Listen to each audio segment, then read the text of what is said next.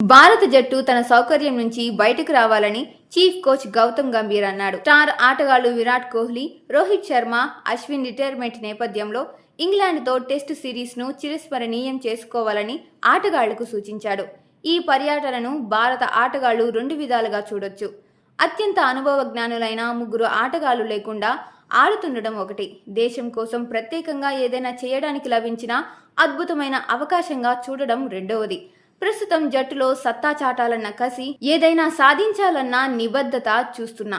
కొన్ని త్యాగాలు చేస్తే, సౌకర్యం నుంచి బయటకు వస్తే, ప్రతి రోజు కాకుండా ప్రతి సెషన్, ప్రతి గంట, ప్రతి బంతిలో పోరాడితే ఈ పర్యటనను చిరస్మరణీయ పర్యటనగా మార్చుకోవచ్చని భావిస్తున్నాను. గత 3 నెలలుగా బ్యాటుతో అద్భుతంగా రాణిస్తున్న సాయి సుదర్శన్కు స్వాగతం చెప్పాలనుకుంటున్నా. అతడి టెస్ట్ కెరియర్ విజయవంతంగా ఉండాలని కోరుకుంటున్నాను. పేసర్ హర్షదీప్ సింగ్కు స్వాగతం. తెలుపు బంతితో అద్భుతంగా ఆడుతున్నాడు. సుదీర్ఘ ఫార్మేట్ పైన తనదైన ముద్ర వేయాలని ఆకాంక్షిస్తున్నా. కెప్టెన్గా మొదటి మ్యాచ్ ఆడనున్న శుభ్మన్ గిల్ను అభినందిస్తున్నాను. జాతీయ టెస్ట్ జట్టుకు సారథ్యం వహించడం కంటే గొప్ప గౌరవం మరొకటి ఉండదు.